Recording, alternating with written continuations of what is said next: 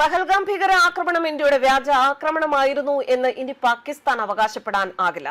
പഹൽഗാം ഭീകര ആക്രമണത്തിന്റെ പൂർണ്ണ നിയന്ത്രണം പാകിസ്ഥാനിൽ നിന്നായിരുന്നു എന്ന് NIA-യുടെ കുറ്റപത്രം.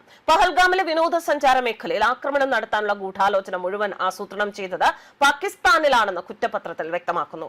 ആക്രമണത്തിന് ശേഷം രാജ്യാന്തര സമൂഹത്തെ തെറ്റിദ്ധരിപ്പിക്കുന്നതിനായി ഇത് ഇന്ത്യയുടെ വ്യാജ ആക്രമണമാണ് എന്ന തരത്തിലുള്ള കഥകളാണ് പാക് ഭീകരർ പ്രചരിപ്പിച്ചത്.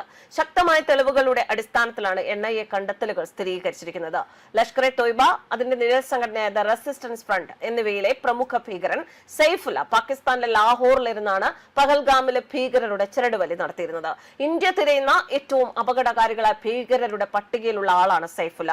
പാകിസ്ഥാനിൽ ഒളിവിൽ കഴിഞ്ഞുകൊണ്ട് അയാൾ ഇപ്പോഴും ജമ്മു കാശ്മീരിൽ ഭീകരാക്രമണങ്ങൾക്ക് പദ്ധതി ഇടുന്നുണ്ട് എന്നാണ് വിവരം. പഹൽഗാം ഭീകരാക്രമണ കുറ്റപത്രത്തിൽ ദേശീയ അന്വേഷണ ഏജൻസി ഒന്നാം പ്രതിയായ ലഷ്കർ-ഇ തോയ്ബയുടെയും TRF-ന്റെയും ഭീകരനായ സൈഫുള്ള സാജിദ് ജാട്ട് എന്ന ലാംഗ്ഡെ ഉൾപ്പെടുത്തിയിട്ടുണ്ട്. NIA പറയുന്നത് പാകിസ്ഥാനിലെ ലാഹോർ ആസ്ഥാനമായി പ്രവർത്തിക്കുന്ന സാജിദ് ജാട്ടാണ് ആക്രമണത്തിന്റെ സൂത്രധാരനും കൈകാര്യം ചെയ്തത്. 3 ഭീകരരുമായി ഇയാൾ നിരന്തരം ബന്ധം പുലർത്തിയിരുന്നു. അവർക്ക് തത്സമയ നിർദ്ദേശങ്ങളും സ്ഥലവിവരങ്ങളും നൽകി. ആക്രമണത്തിനിടയിലും അദ്ദേഹം അവരുമായി ആശയവിനിമയം തുടർന്നു.